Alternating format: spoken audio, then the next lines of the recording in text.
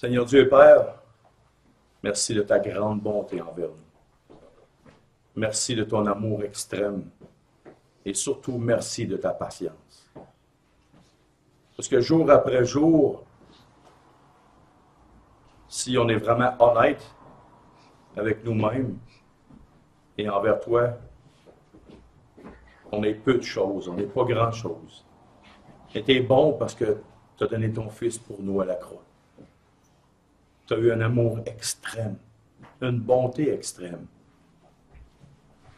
Ce matin, Père, on veut te louer, on veut t'aimer de tout notre cœur. On veut s'arrêter auprès de toi, prendre un temps. Parce que comme dans l'histoire avec Marthe et Marie, souvent la semaine, on s'occupe de bien des choses. Mais pour nous, ce matin, comme on devrait le faire à tous les jours, choisir la bonne part, c'est-à-dire être au pied de Christ et d'écouter et d'obéir. Alors, bon Papa, ce matin, merci de ta bonté, de ta grâce incroyable et dirige-nous par ton esprit, encore une fois ce matin, dans tout ce qui va être dit, dans tout ce qui va être chanté. C'est au nom de ton Fils Jésus que je te prie. Amen. Amen. Amen. OK, tournez vos Bibles dans 1 Thessaloniciens, s'il vous plaît. 1 Thessaloniciens.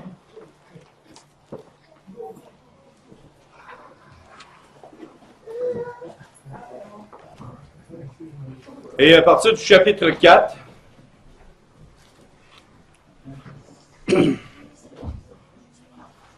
et du verset 1 au verset 8.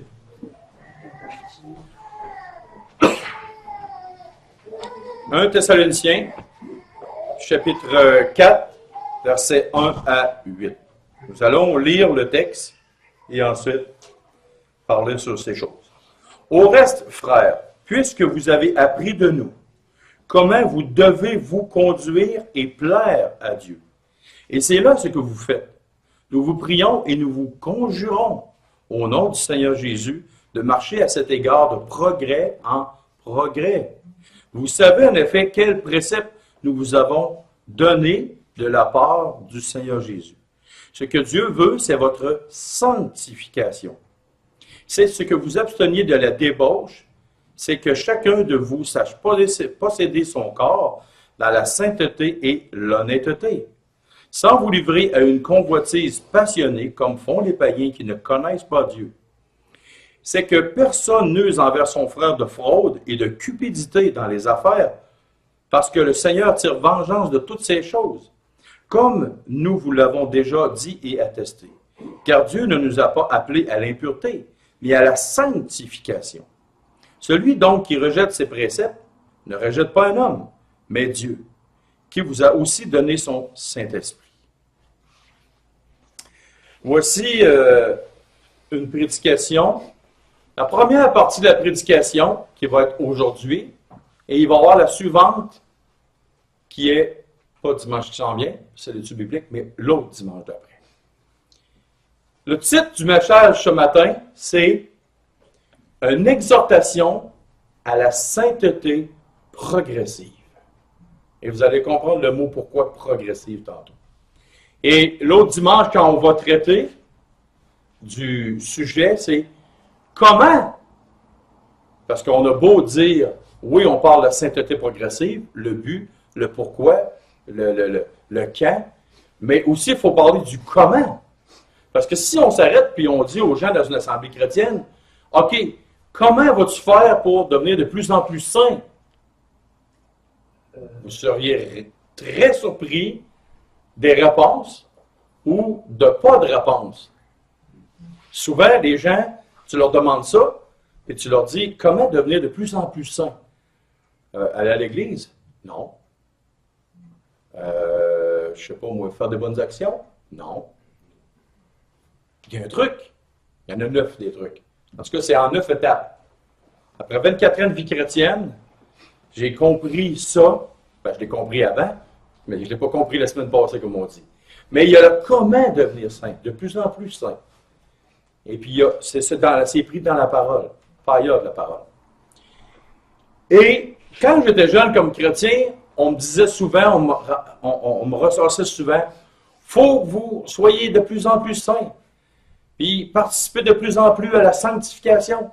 Puis je me demandais, c'était quoi ça, la sanctification? Qu'est-ce que ça mange en hiver? Si je poserais la question au monde, qu'est-ce que la sanctification? Pas une entraide à devenir saint, s'encourager à? Non. Sanctification, C'est qu'est-ce que la sanctification? c'est avoir le désir de ressembler à Christ. Oui, mais pas tout à fait. C'est d'autres choses que ça. Voyez-vous, c'est quand même pas très clair. Parce que c'est pas quelque chose qui est souvent enseigné. Et savez-vous pourquoi c'est pas souvent enseigné? Parce que l'Église s'éloigne de plus en plus du message profond de la parole de Dieu. Et le texte ici, c'est marqué ici, ce que Dieu veut, c'est votre sanctification. Donc, c'est la volonté de Dieu qu'on parle et puis qu'on soit de plus en plus saint. La sanctification, si tu veux vraiment une phrase très courte qui résume, c'est l'action d'être de plus en plus saint. C'est l'action, c'est la route vers de plus en plus pour être saint. Et puis ça, c'est primordial. Mais en analysant le texte ici, assez en profondeur, on va comprendre bien des choses qui vont nous aider à tout mettre en place nos idées. Parce qu'avant de construire, ça prend un plan de match.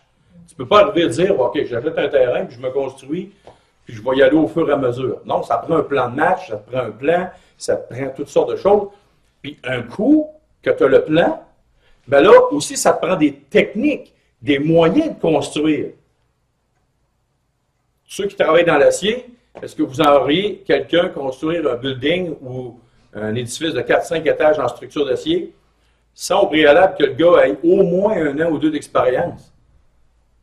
Non, moi, je suis dans la structure d'acier, puis jamais j'enverrai un gars faire ça. Ou j'enverrai pas un gars construire ma maison neuve si le gars, avant, il était, je sais pas, moi, il faisait des sous-marins chez Subway. J'aimerais ça au moins qu'il y ait des techniques, des façons de faire les choses. Alors, aujourd'hui, on va parler de tout ce qui concerne l'aspect théologique. Puis, dans 2 dimanches, on va parler de la façon, du comment devenir de plus en plus saint. Verset 1. Il y a beaucoup de choses dans le verset. Et puis, vous savez pour moi que chaque mot de la Bible est excessivement important et ils ne sont pas placés là pour le fun et pour remplir des pages. Ils sont là parce qu'il y a une importance capitale. Au reste, frères, puisque vous avez appris de nous. Qu'est-ce que Paul est en train de vouloir dire aux gens? La première des choses, avant de parler de sanctification aux autres, avant de dire aux autres, tu devrais être saint, qu'est-ce que nous devrions faire? Être des modèles. Il n'y a rien de pire pour un enfant qui voit, en grandissant, son père ou sa mère ne pas faire ce qu'il prêche. Un jour, il y avait un homme qui disait, « Tu devrais faire ceci. » L'homme qui recevait le message disait, « Quoi? » L'homme qui parlait s'est avancé. Il a dit, « Tu devrais faire ceci. » L'homme qui disait, qui était proche de lui, disait, « Quoi? Je ne comprends pas. » L'homme s'est approché avec un micro porteur de voix à côté de l'oreille. Il a dit, « Tu devrais faire ceci. » L'homme qui entendait disait, « Je ne te comprends vraiment pas. » L'homme qui a dit, « Mais pourquoi tu ne me comprends pas? Parce que tes actions parlent plus fort que ce que tu dis. » Oh, tes actions parlent, tes mauvaises actions parlent plus fort que ce que toi tu peux dire. J'ai toujours dit que la meilleure prédication que tu ne peux pas faire, c'est l'exemple que tu donnes à tes enfants. Dis-leur pas de devenir chrétien. Montre toi-même que tu es chrétien, comment tu agis, puis à la suite de ça, tes enfants vont regarder et vont dire, « Oui, c'est vraiment un modèle. » Exactement ça. Ici, est-ce que, par notre exemple, puisque vous avez appris de nous, puis là, il dit le mot après, comment? Comment vous devez vous conduire et plaire à Dieu? Quand on se promène dans la rue, est-ce que les gens sont capables de dire il y a quelque chose de spécial chez cette femme-là ou cet homme-là? Tu sais, souvent, on fait un geste qui est de travers. Là, les gens, s'ils savent qu'on est chrétien, la première chose qu'ils nous disent? Pourtant, ils n'ont jamais lu la Bible. C'est pas dans la Bible, ça? Tu n'as pas le droit de faire ça? Sans avoir lu la Bible, ils connaissent la Bible. Ils te remettent sur le nez. Eux autres, ils disent ah, tu n'as pas le droit de faire l'amour avant le mariage, toi, hein? Ils le savent. Pourtant, ils savent très bien, mais c'est dans la Bible, ça. Mais ils savent sans même l'avoir lu. Après ça, les hommes ne pourront jamais dire qu'ils ne sont pas coupables devant Dieu parce qu'ils le savent. OK? Ici, la première des choses, il faut être un modèle. Et on va avoir une référence. Même, on va en avoir 3. 1 Timothée 3, 12, s'il vous plaît. 1 Timothée 3, 12. Est-ce que c'est ça? Oui. 1 Timothée 3, 12. Les diacres doivent être maris d'une seule femme et bien diriger leurs enfants et leur propre maison. Diriger bien leurs propres enfants et leur maison.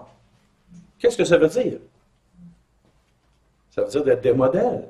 Là, on ne parle pas juste pour les diacres. Moi, je pense que tout homme devrait faire ça.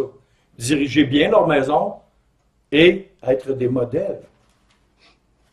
Une autre référence qu'on va le voir aussi. 2 Timothée 2, 1 à 3.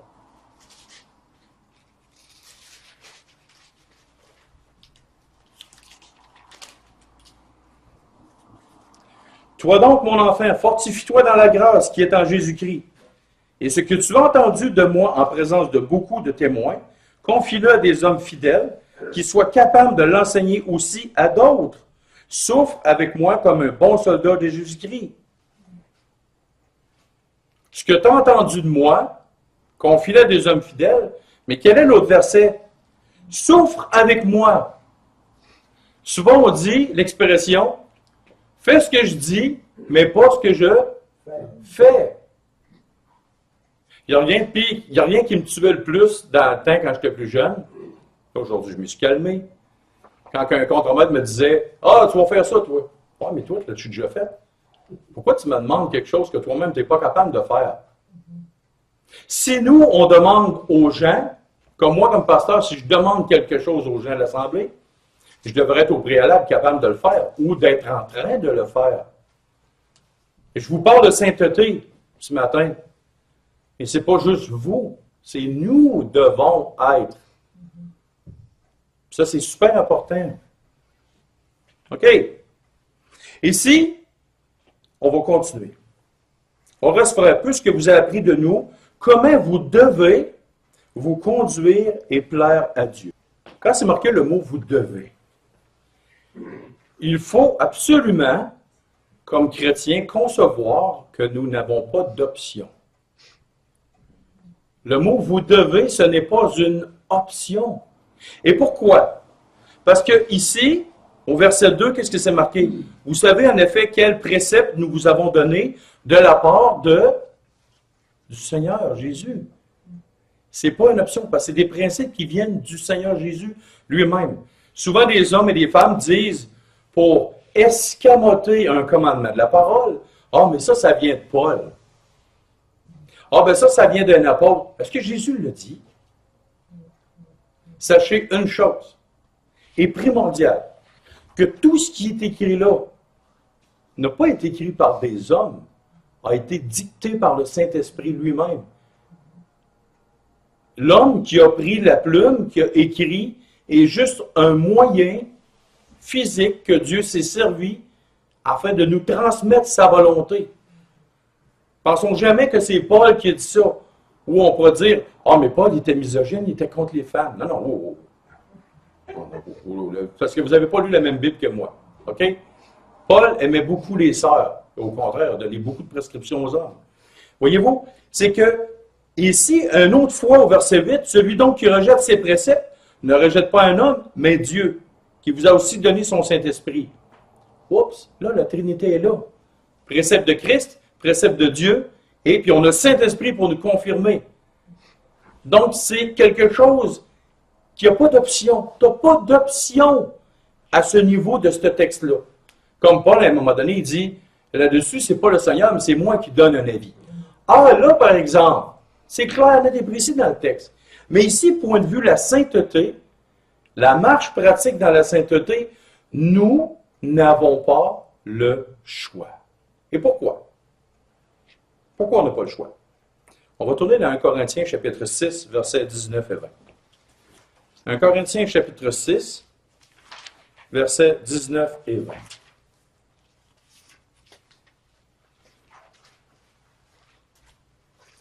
Ne savez-vous pas que votre corps est le temple du Saint-Esprit, qui est en vous, que vous avez reçu de Dieu, et que vous ne vous appartenez point à vous-même?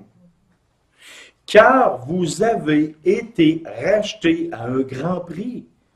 Glorifiez donc Dieu dans votre corps et dans votre esprit qui appartiennent à Dieu. Tu n'as pas le choix parce que tu ne t'appartiens pas à toi-même. On entend souvent dire, je vais bien faire ce que je veux, là. Je suis chez nous. Non, tu n'es pas chez vous. Je vais bien faire ce que je veux chez moi, dans moi-même. Non, tu n'es pas à toi. Tu as été racheté à un grand prix que c'était impossible de payer. C'était impossible que tu puisses racheter ta dette auprès de Dieu. Christ a payé pour toi, donc tu ne t'appartiens plus. Tu appartiens à Christ, donc tu ne peux plus faire ce que tu veux. Et puis là, il dit, comment vous devez vous conduire et plaire. Quand on parle de conduite et quand on parle de plaire, il y a deux choses. On parle de marche pratique, la conduite, et on marche aussi à plaire, ça veut dire avec les sentiments. Donc, tout ton être, toute ta personne doit être totalement et absolument en route vers quoi?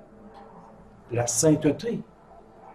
Tu ne peux pas dire, un peu comme les agnostiques ou certains hommes qui disent « Tant que mon cerveau et mon intellect est correct, je peux faire ce que je veux avec mon corps. » Ça, c'était une fausse doctrine qui était dans le temps du Nouveau Testament. Et aujourd'hui, il y a certains gens qui se prétendent être chrétiens et puis qui ont un peu la même mentalité. Pourvu que ma conscience est tranquillisée, je peux faire ce que je veux le reste de la semaine. Ça change les mots, mais c'est la même chose. Au lieu d'avoir un gâteau avec du crémage blanc, ben, tu as un gâteau avec du crémage brun. Mais ça reste le gâteau pareil. Le fondement est là pareil. Tu ne peux pas faire ce que tu veux avec ton intellect et tu ne peux pas faire ce que tu veux avec ton corps. Autrement dit, vous êtes pris au piège. Nous sommes pris au piège. Et j'aime mieux être pris au piège avec Christ que laisser libre à moi-même puis de m'en aller en enfer pour l'éternité. Et là, attention, je n'ai pas dit que si tu n'étais pas saint, tu vas t'en aller en enfer. C'est pas ça que j'ai dit, là. OK? Il ne faut pas brouiller les cartes. Maintenant, il y a un grand principe important.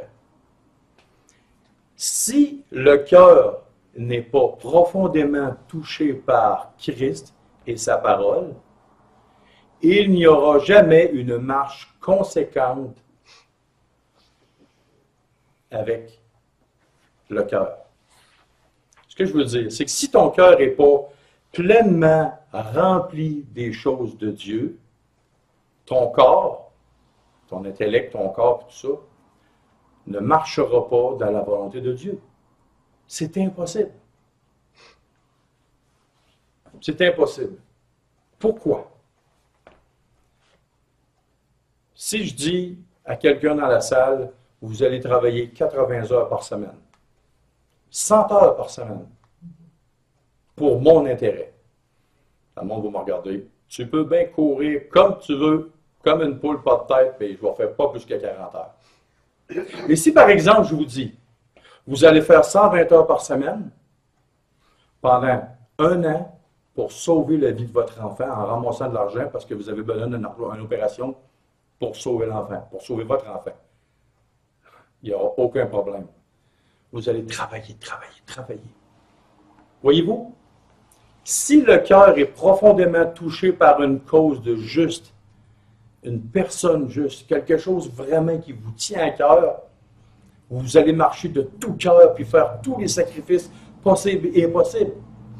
Mais si votre cœur n'est pas touché par Christ, par son amour, par sa personne, par son être, et que vous pratiquez une religion évangélique, jamais, au grand jamais, vous allez marcher dans la sainteté, par amour pour Christ. Il faut un amour profond et entier et plein d'affection, plein d'amour pour notre Sauveur, sans quoi on ne peut pas marcher avec le Seigneur. C'est impossible. Si on aime vraiment. Regardez la question, pourquoi Jésus a posé 3 fois la même question à Pierre. Pierre, m'aimes-tu? Pierre, son cœur était profondément touché. Qu'est-ce qui est arrivé dans les Actes des Apôtres? C'était un homme qui s'est levé. Puis c'était un homme qui est mort pour Christ. Puis c'est lui qui a parlé beaucoup de sainteté. C'est lui qui a parlé beaucoup de sainteté dans le Nouveau Testament. C'est Pierre. Pourquoi? Son amour était bouillant pour son Sauveur d'une façon extraordinaire. Fait que si notre cœur n'est pas profondément touché par Christ, il est impossible que tu puisses marcher dans la sainteté, mais une vraie juste sainteté. On ne parle pas juste de religion chrétienne pratique. Si c'est la religion que vous pratiquez, arrêtez ça. Pratiquez la sainteté, la profondeur avec Dieu. Maintenant, continuez dans la conduite. Et on va le voir ce que c'est.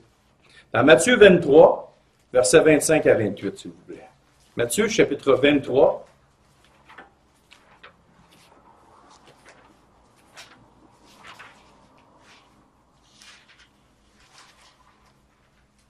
Et on va le voir ce que je viens de dire, si c'est vrai.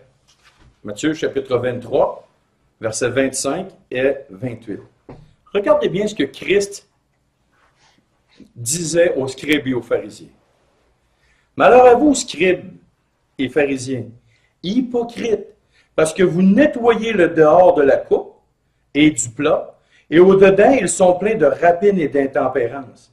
Pharisiens aveugles, nettoie premièrement l'intérieur de la coupe et du plat, afin que l'extérieur aussi devienne net.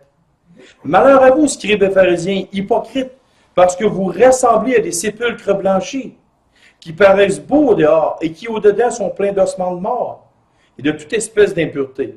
Vous de même, au dehors, vous paraissez juste aux hommes, mais au-dedans, vous êtes pleins d'hypocrisie et d'iniquité. Voyez-vous? Si le dedans n'est pas nettoyé, pur et droit, le dehors, ça va être des sépulcres blanchis. Ah, ça va être bien beau à l'extérieur, ça a de l'air. Les hommes vous remplissent d'éloges. Ah, c'est un bon chrétien. Il a tous les dimanches, donne son offrande, s'implique dans son église locale. Ah, il fait même l'évangélisation sur la rue de temps en temps. Mais en dedans, parce que ce qui compte en premier pour Dieu, c'est le dedans, quand tu es tout seul avec lui. Tu es tout seul avec lui dans ton bureau, dans ta chambre, dans la nature, dans ton auto. Quand tu es tout seul avec lui, c'est ça qui compte en premier. Que le dedans soit propre pour que le dehors aussi soit net et propre.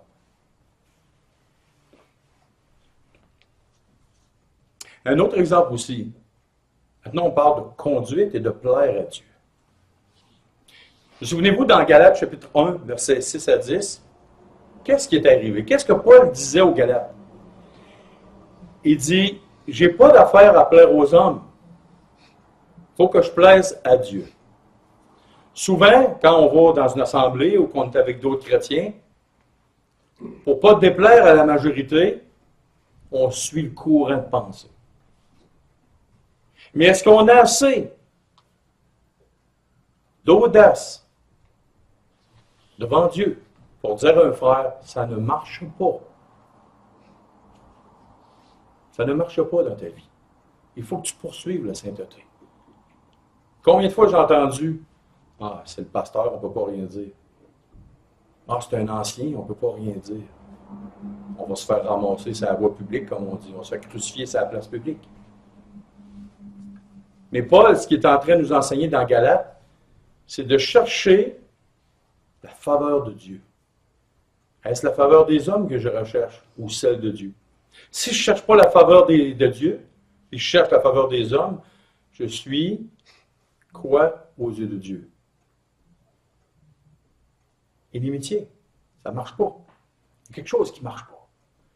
Il faut garder la sainteté, même si on marche à contre-courant de tout le monde.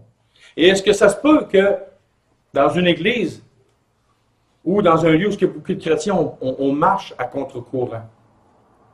Prenez juste l'exemple de Élie dans l'Ancien Testament. Il y avait des millions de personnes qui étaient là, 450 prophètes de Baal qui étaient là, et il était le seul, jusqu'à temps que Dieu révèle qu'il y en avait 7000, mais il était le seul devant tout le monde qui tenait sa position pour Dieu. Et dites-vous une chose, présentement, dans l'époque où on vit, en l'an 2016, au mois de novembre, ceux qui vont de plus en plus garder la sainteté de Dieu dans leur vie vont être rejetés par la multitude des gens qui se disent chrétiens. Parce que garder la sainteté aujourd'hui, de s'éloigner de plus en plus du péché, c'est pas quelque chose qui est dans le courant de pensée, même aujourd'hui de ceux qui se disent chrétiens. Malheureusement, garder la sainteté, garder la voie de Dieu, c'est quelque chose qui n'est plus enseigné. Ou que si tu enseignes ça, on va te tasser. Oui, les petits troupeaux sont ceux souvent qui gardent la sainteté de Dieu. Ils ne veulent pas se mélanger avec les grosses affaires. OK, on continue. Et il y a une expression du cœur de Dieu. Pas nécessairement, on va le tourner, mais dans Deutéronome 5, 29, Dieu disait, « Si seulement ce peuple avait ce même cœur pour m'obéir. » Le même cœur pour obéir. Si le cœur n'est pas touché, l'obéissance réelle à Dieu, dans la sainteté, ça va juste être du vent. Juste être du vent. OK. Comment vous devez vous conduire et plaire à Dieu? Et c'est là ce que vous faites. Nous vous prions et nous vous conjurons au nom du Seigneur Jésus de marcher à cet égard de progrès en progrès. Qu'est-ce que ça veut dire? Conjurer. Je ne parle pas de conjurer un mauvais sort là, avec des incantations. Là. OK? Mais on parle d'un homme de Dieu extraordinaire, l'apôtre Paul, qui conjure un groupe de croyants, de chrétiens, de nés nouveaux. Qu'est-ce que Paul conjure? Il conjure de faire quelque chose. Mais qu'est-ce que ça veut dire conjurer? Supplier, insister. Insister. Supplier avec ardeur. Pourquoi, selon vous, Paul insiste autant que ça? Il dit, je vous en conjure, je vous supplie avec ardeur de marcher de progrès en progrès. Et regarde qu'est-ce qu'on a fait comme modèle, qu'est-ce qu'on est comme modèle pour vous. Alors, regarde les principes que Christ vous a donnés. Mais pourquoi Paul insiste autant que ça sur cette marche de progrès en progrès? Pourquoi? Parce que c'est la chose la plus importante aux yeux de Dieu. La chose la plus importante aux yeux de Dieu pour ses enfants, c'est qu'ils marchent dans la sainteté. Avant de fréquenter une église, avant d'adorer, avant de faire toutes les œuvres chrétiennes que tu veux. La chose la plus primordiale pour Dieu, qu'est-ce que Dieu déteste le plus au monde? Le péché. Quel est l'inverse du péché? La sainteté. Tu as deux extrêmes. Tu as le péché, ce que Dieu haït. Il y a 6 choses que Dieu haït, même 7 dans les Proverbes. C'est quoi? La couture, les bananes, les fraises. C'est pas ça. C'est le péché. les péchés profonds dans le cœur de l'homme, tous ces aspects. Ce que Dieu aime le plus chez une personne, c'est quand il l'entend dire du cœur, pas de la bouche, quand il entend dire du cœur d'un chrétien, Seigneur, ce que je veux le plus au monde, c'est que tu me transformes de plus en plus à l'image de ton Fils vers la sainteté. Pas, Seigneur, je veux faire absolument plein de choses pour toi. Ça vient avec la sainteté. C'est un plus, c'est quelque chose de plus. OK? Qu'est-ce qui fait le plaisir à quelqu'un le plus lors de sa fête, lors d'un enfant? Une petite fête d'enfant, qu'est-ce qui fait le plus plaisir? Un beau gâteau ou bien 2000 pièces d'une enveloppe pour un enfant de 6 ans? Le gâteau, ton 2000, tu peux bien le garder, tu ne sais même pas quoi faire avec. OK? C'est ça. Qu'est-ce qui fait le plus plaisir à un monsieur qui a 80 ans à sa fête? Le gâteau ou que tous ses enfants, ses petits-enfants, ses arrière-petits-enfants soient réunis autour de lui? La famille, le gâteau, tu peux bien faire ce que tu veux avec. Ça fait 80 fois qu'il y en a des gâteaux. Et ses petits-enfants, ils ne les voient pas souvent.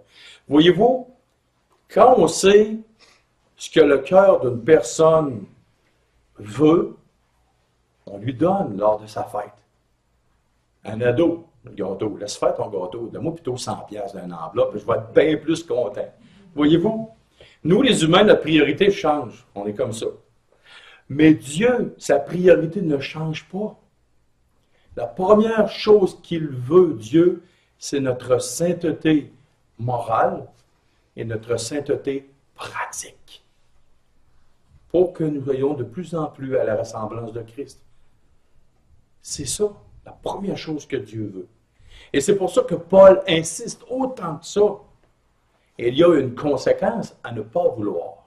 Et on va en parler plus tard. Donc, Paul insiste tellement là-dessus. Pourquoi? Parce que c'est la première priorité de Dieu que l'être humain qui est de Dieu, qui est né de nouveau, qui est enfant de Dieu, aille de plus en plus vers la sainteté pratique. Et ici, c'est marqué, conjurons au nom du Seigneur Jésus, de marcher à cet égard de progrès en progrès. Il y a une phrase, quand les personnes deviennent de plus en plus vieux, qu'on entend souvent. Quelle était cette phrase-là? C'est pas à mon âge que je vais changer. Ou je suis rendu trop vieux pour changer. On entend-tu cette phrase-là? Mais c'est une phrase qui est contre la pensée de Dieu.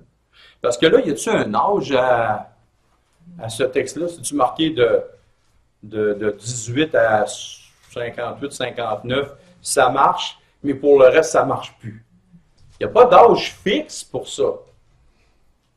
L'apôtre Paul, pas l'apôtre Paul, mais la Bible nous dit rachetez le temps.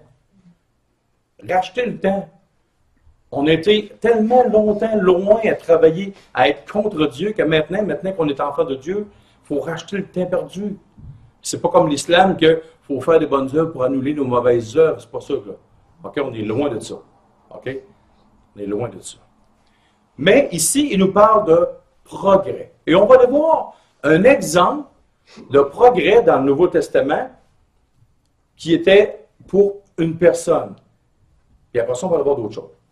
On va tourner dans 1 Timothée chapitre 4, versets 11 à 16. 1 Timothée chapitre 4, versets 11 à 16. C'était spécifiquement pour un jeune berger, un jeune pasteur.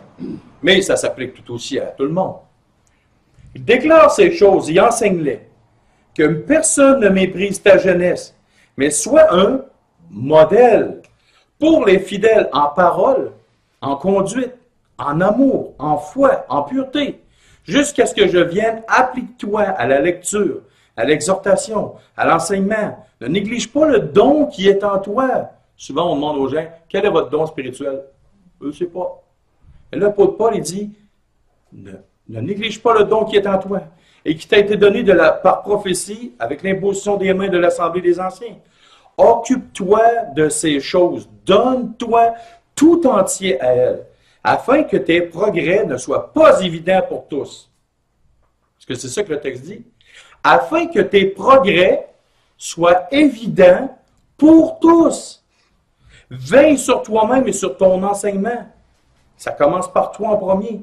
Persévère dans ces choses, car en agissant ainsi, tu te sauveras toi-même et tu te sauveras ceux qui t'écoutent. On ne parle pas du salut de l'homme ici, OK? On parle sauver soi-même et sauver les autres, c'est s'éviter bien des troubles. OK? On ne parle pas du salut de l'homme ici. Mais ici, c'est marqué afin que tes progrès soient évidents pour tous.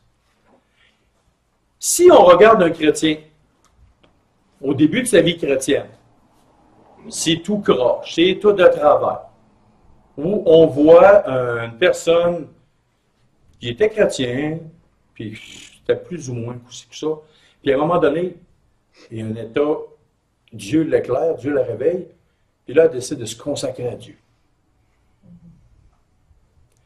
Mais c'est pas normal qu'on voit un chrétien que ça fasse 20 ans fois une année de vie chrétienne. Et le calcul est très simple. 20 fois une année chrétienne. On dirait qu'il y en a qu'après 20 ans de vie chrétienne, ça fait comme un an seulement qu'ils sont sauvés. C'est toujours la première année qui revient.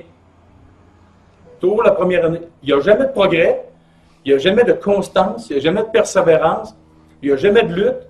Et la vie chrétienne semble si facile pour cette personne-là. C'est normal. Elle est endormie. Avez-vous quelqu'un qui est fatigué en dormant? Il y avait une blague qui disait le comble de la lâcheté, c'est quoi? C'est quelqu'un qui se lève en plein milieu de la nuit pour prendre un break pour se reposer. Le comble de la lâcheté. Prendre un break en plein milieu de la nuit, se lever, prendre un break pour se reposer de son sommeil. Mais est-ce que nous, comme chrétiens, on prend des breaks de Dieu et de nous-mêmes pour se reposer de Dieu? Mais il ne faut pas. Il ne faut pas faire ça.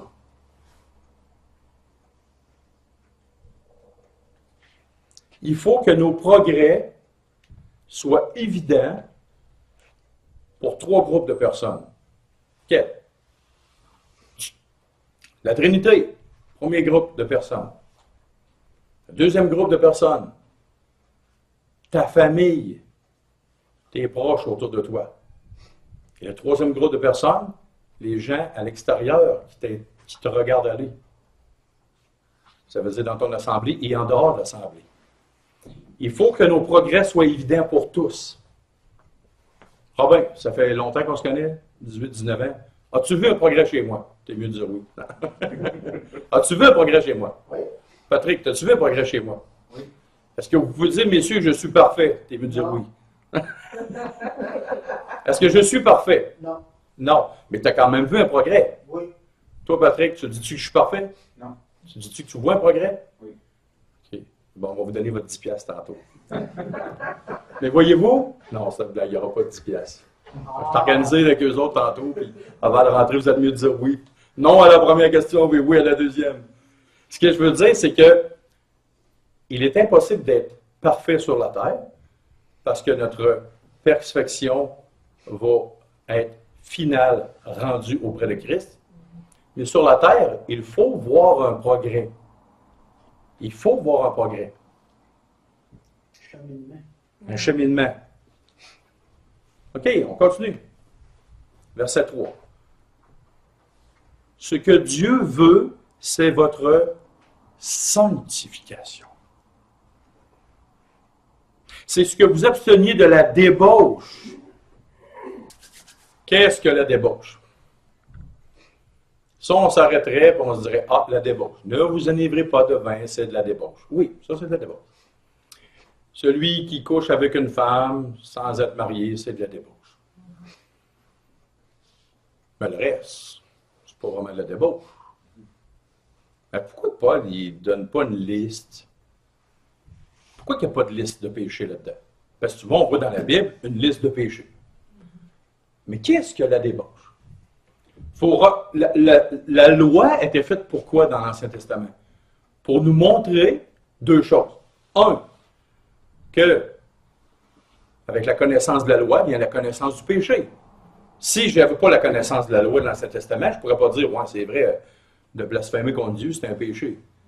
Souvent, le monde qui sac après Dieu dans la rue, ils ne savent pas que c'est un péché envers Dieu.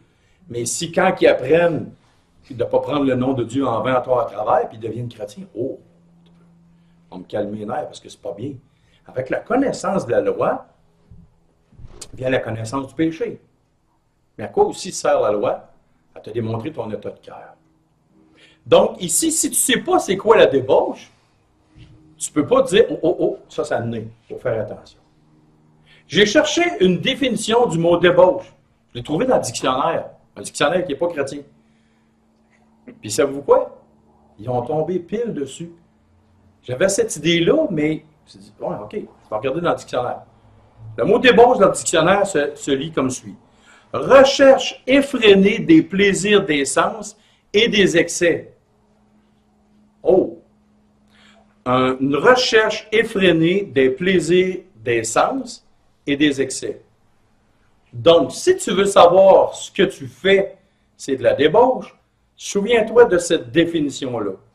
Est-ce que c'est mal d'avoir du plaisir dans la vie? Non, c'est pas mal. Dieu t'a appelé sur terre, une chose en particulier, c'est d'avoir du plaisir. Est-ce que j'ai un plaisir à inviter un frère et une sœur chrétienne à manger chez nous? Oui, j'ai plaisir avec la communion fraternelle. Est-ce que c'est mal, je sais pas moi, d'écouter un bon film? Hier, moi et ma femme, on est allé au cinéma, on écoutait un film, un cas historique, un cas vécu, sur la plateforme Deepwater Horizon, qui a explosé sur l'océan. C'est le cas de BP aux États-Unis, les millions de barils de pétrole qui ont été dans l'océan. Hier, on écoutait un super de bon film, puis c'était un cas vécu. Il montrait le drame humain qu'il y avait eu de ça, puis wow, c'était vraiment un bon film, tu sais. Puis on relatait un fait historique, puis c'était vraiment très bien fait. Est-ce que c'est mal d'aller là? Non, pour écouter ce film-là, c'est pas mal. Ça raconte un fait vécu, des émotions humaines. J'ai eu du plaisir hier au cinéma avec ma femme. Ma femme s'est endormie, mais ça, c'est pas grave. Voyez-vous, il y a des choses dans la vie qui ne sont pas mal. Faire cultiver un jardin, c'est pas mal. C'est un plaisir. Wow, tu vois ça pousser, avoir des arbres fruitiers, c'est le fun.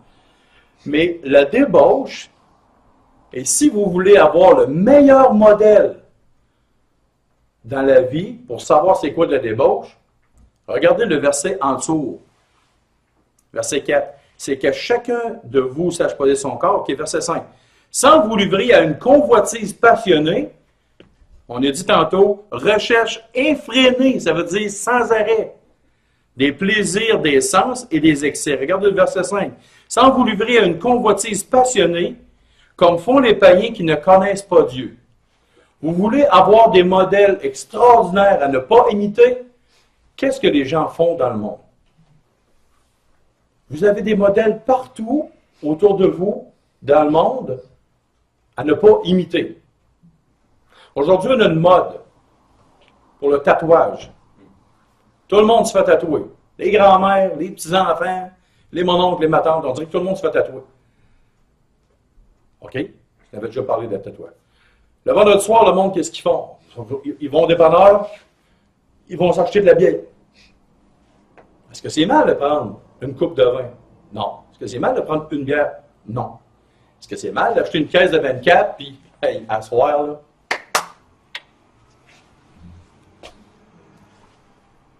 Une chose qui devient effrénée est de la débauche. Un plaisir qui devient effréné, c'est de la débauche. C'est un péché. Et là, il dit, à quelque part, au verset 4, c'est que chacun de vous sache posséder son corps dans la sainteté et l'honnêteté. Oh, ça m'a posé un problème. Sache posséder son corps dans la sainteté et l'honnêteté. Et qu'est-ce que ça veut dire, l'honnêteté? Oh, ça, c'était quelque chose qui m'a cassé la tête. Je me suis cassé la tête, j'ai dit, qu'est-ce que Dieu veut bien me dire, veut bien me communiquer par savoir tenir mon corps dans la sainteté? OK, ça je le sais, m'abstenir de débauche. Mais qu'est-ce qu'il veut dire par l'honnêteté? Et j'ai trouvé un texte. Bien, c'est le Seigneur qui m'a fait trouver un texte dans l'Ancien Testament. Et ça vaut la peine de le lire. OK? Jérémie chapitre 7, versets 1 à 15. La parole fut adressée à Jérémie de la part de l'Éternel en ces mots. Place-toi à la porte de la maison de l'Éternel. Et là, publie cette parole. Et il dit, écoutez la parole de l'Éternel, vous tous, hommes de Juda, qui entrez par ces portes, pour adorer l'Éternel. Ainsi par l'Éternel des armées, le Dieu d'Israël, réformez vos voies et vos œuvres, le cœur et l'action. Et je vous laisserai demeurer dans ce lieu. Ne vous livrez pas à des espérances trompeuses en disant, c'est ici le temple de l'Éternel, le temple de l'Éternel, le temple de l'Éternel.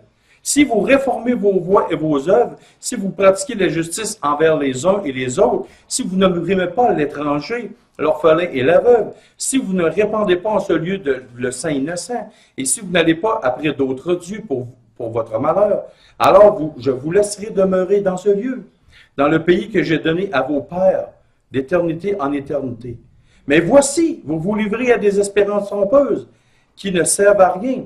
Quoi? Dérober, tuer, commettre des adultères, jurer faussement, offrir de l'encens à Baal, aller après d'autres dieux que vous ne connaissez pas, puis, et c'est là, puis vous venez vous présenter devant moi dans cette maison sur laquelle mon nom est invoqué, et vous dites, nous sommes délivrés. Et c'est afin de commettre toutes ces abominations. Est-elle à vos yeux une caverne de voleurs, cette maison sur laquelle mon nom est invoqué? Moi, je le vois moi-même, dit l'Éternel. Alors, allez donc au lieu qui m'était consacré à Silo, où j'avais fait autrefois résider mon nom, et voyez comment je l'ai traité, à cause de la méchanceté du peuple, de mon peuple Israël.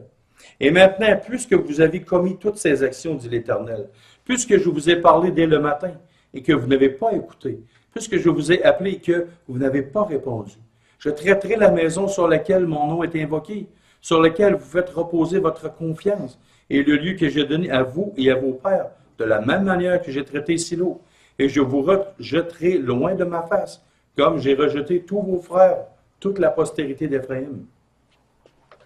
Voyez-vous, ici, le problème d'Israël, c'était qu'il commettait une vie tout croche de cœur et de corps en dehors, et il revenait au temple de l'Éternel, et il disait, « Ah, on est correct, on est dans le temple de Dieu. » Maintenant, qui est le temple du Saint-Esprit, le temple de Dieu? Nous. Est-ce qu'on peut jouer à l'hypocrite avec Dieu? Dieu dit dans le texte, je le vois moi-même comment vous agissez. Donc ici, quand Dieu parle et dit, c'est que chacun sache posséder son corps dans la sainteté et l'honnêteté. Nous ne pouvons rien cacher à Dieu. Nous ne pouvons pas non plus jouer l'hypocrite dehors et venir dans une assemblée chrétienne ou jouer sur deux tableaux. On ne peut pas dire « je suis chrétien » et agir de manière différente à notre sainte convocation. On ne peut pas faire ça. Si on le fait, de toute façon, Dieu nous voit. Et savez-vous quoi? Dans le psaume 1,5, c'est marqué « Le pécheur ne résiste pas à l'assemblée des justes. » Il y a des gens, souvent, qui se sont présentés ici, n'avaient pas un cœur droit devant Dieu. Tôt ou tard, se sont fait démasquer. Et ils ont été retirés avec la honte. Devant Dieu, c'est la même chose. On ne peut pas agir en étant inconsidéré. On ne peut pas agir comme on veut, quand on veut. Puis de toute façon, Dieu le voit. On ne peut pas jouer à l'hypocrite avec Dieu. Alors, le texte ici, c'est ça que ça veut dire. Ça se posséder son corps dans la sainteté et aussi dans l'honnêteté.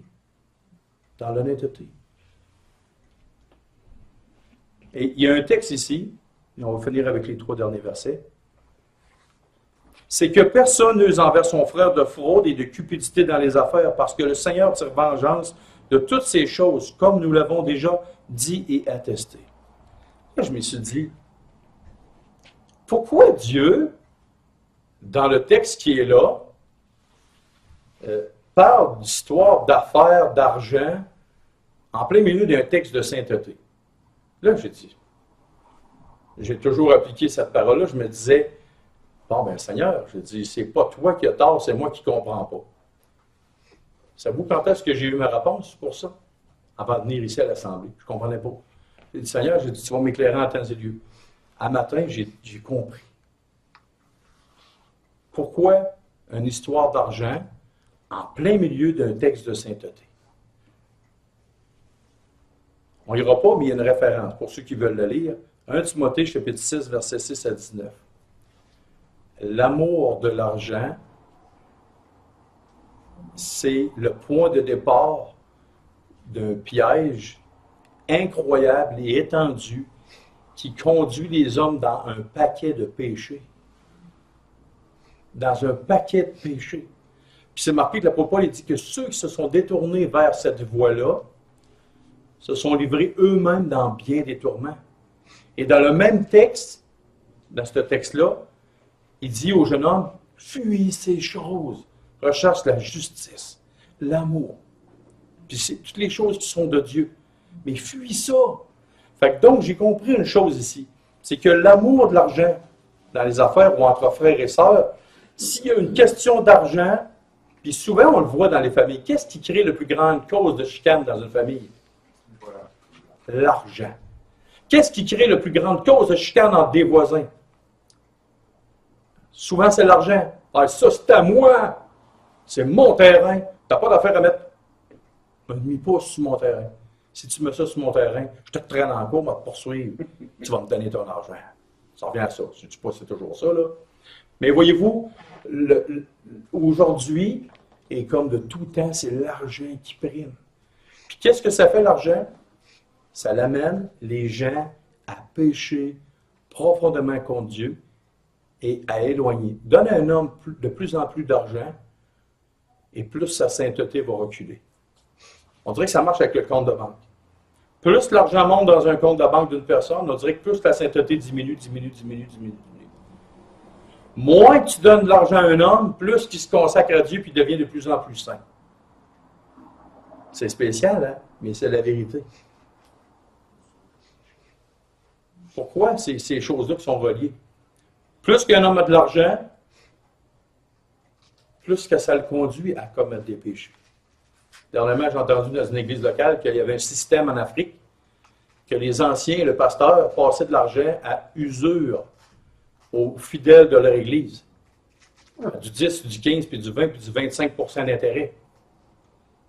Je l'ai su source sûre d'un Africain. Là, j'ai dit quoi? C'est quoi cette histoire-là? Wow! Ça ne marche pas, là. On est très, très loin. Mais c'est une pratique qui se fait. Le pays, c'est la République démocratique du Congo. Je commence à pas rentrer dans l'histoire. Mais voyez-vous, et gloire à Dieu, j'ai informé ce frère-là est allé voir, puis on dit, hey, on ne savait pas qu'on commettait un péché. Puis ils ont arrêté cette pratique-là. Oh, ben merci Seigneur, c'est bon, tu sais, c'est extraordinaire. Verset 7, on continue encore. Car Dieu ne nous a pas appelés à l'impureté, mais à la sanctification. Celui donc qui rejette ses préceptes ne rejette pas un homme, mais Dieu, qui vous a aussi donné son Saint-Esprit. Et pourquoi que Paul parle de ça, qu'il nous a donné aussi son Saint-Esprit? Il y a un principe dans la parole qui se trouve dans Éphésiens 4, 30 et 1 Thessaloniciens 5, 19. Qu'est-ce qui se passe dans ces deux petits versets-là? Le premier dit, n'attristez pas le Saint-Esprit, et le deuxième dit, n'éteignez pas l'Esprit qui est en vous.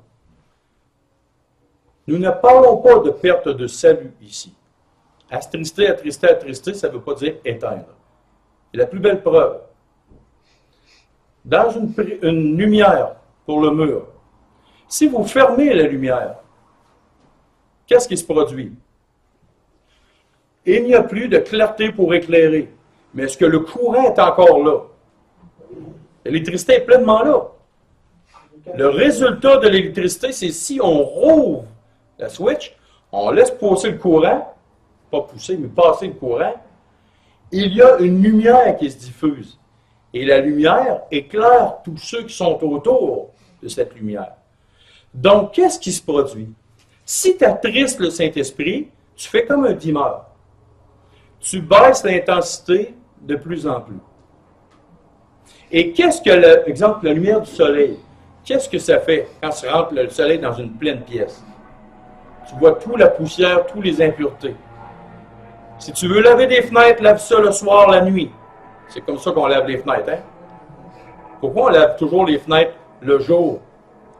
Pour savoir si les fenêtres sont de plus en plus propres, la meilleure lumière, c'est la lumière du soleil. Pour voir tous les petits détails. Donc, si nous attristons le Saint-Esprit par notre manque de sainteté, la lumière diminue, attristé, et un jour la lumière s'éteint. Le Saint-Esprit est encore là en dedans. Mais à cause de ta volonté d'être contre la volonté de Dieu, en ne marchant pas dans la sainteté, qu'est-ce qui se produit? C'est que le Saint-Esprit en toi ne peut plus agir. Il est encore là. Il est dormant. Mais il voudrait agir, mais il ne te casse jamais un bras. Et c'est pour ça que c'est important, ces deux affirmations-là. De ne pas attrister le Saint-Esprit et de ne pas l'éteindre en nous. De ne pas lui dire « ferme ta boîte ». Puis ça va avec notre conscience. Si on étouffe notre conscience, on étouffe la voix du Saint-Esprit qui est en nous, puis on ne le laisse pas nous diriger selon la volonté de Dieu. Puis la volonté du Saint-Esprit ne va jamais contre la volonté de Dieu. Il nous conduit toujours vers la sainteté. Mais il faut se laisser. Il faut laisser prise. Il faut toujours laisser prise. C'est comme si tu dirais à quelqu'un, j'ai un gros trousseau de clés, voici ma clé d'auto, prends mon auto puis va là-bas. Puis là, la personne prend le trousseau de clés, puis là, vous retenez une clé. Vas-y, prends mon auto. Ben, la personne dirait, ben, c'est parce que je ne peux pas conduire ton auto si tu ne me laisses pas les clés. Ah oui, je te laisse toutes, garde, tu en as 99. Il y en a une là-dedans, je ne te laisse pas. Je tiens la clé. Cette image-là représente le chrétien qui veut tout donner à Christ, sauf un péché caché. Un péché non avoué. Un péché qu'on garde. Un péché qu'on aime. Un péché qu'on cultive comme un petit jardin. Mais la journée que tu fais ça, puis que tu laisses Christ, tu laisses le Saint-Esprit, tu laisses Dieu, tu laisses la Trinité conduire ta vie, tu ne feras jamais d'accident. Et le prix, pour finir, il y a un prix. Paul, il dit, je cours pour atteindre le but, pour atteindre le prix.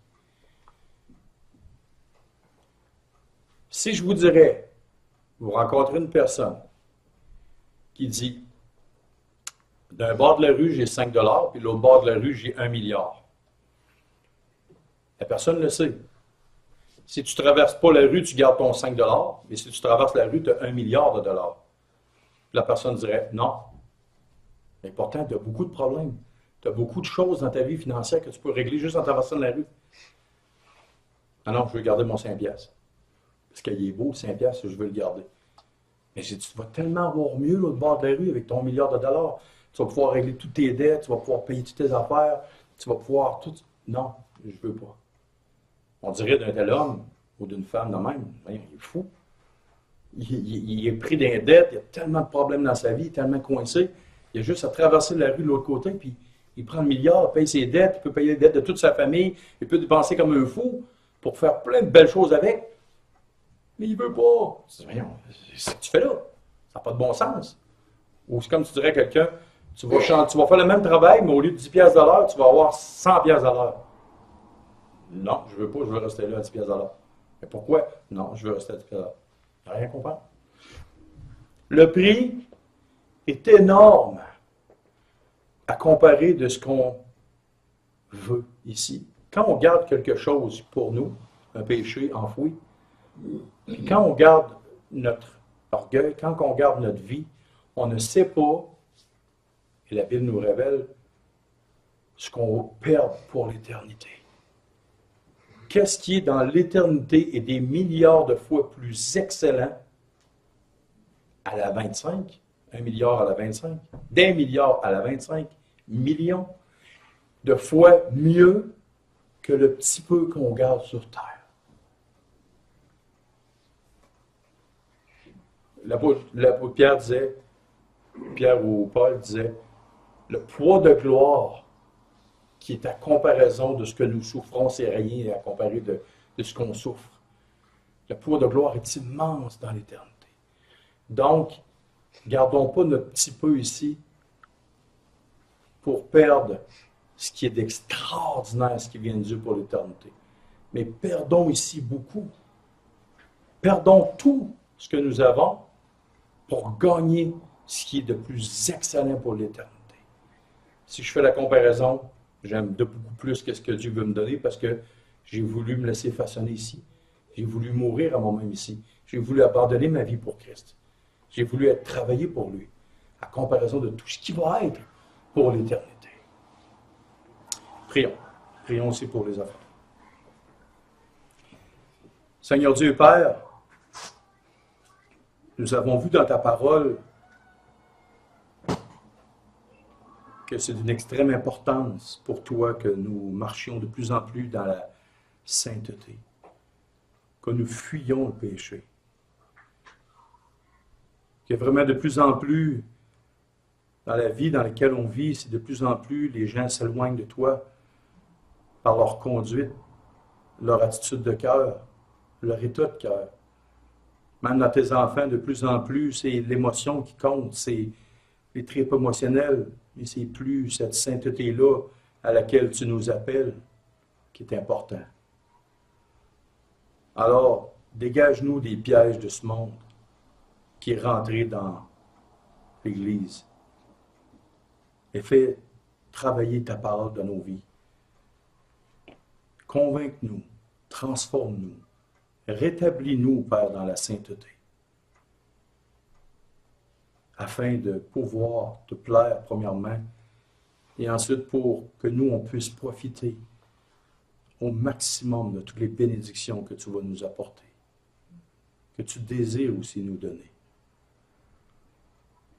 On veut te prier aussi, Père, pour les offrandes, afin que ton œuvre puisse continuer à Lévis, que ton œuvre puisse poursuivre aussi en Haïti, que tout soit selon ta volonté, Père. Donne-nous d'être généreux dans ton œuvre, afin de te donner ce qui t'appartient de juste droit. Sur ton Fils qu'on prie. Amen. Amen.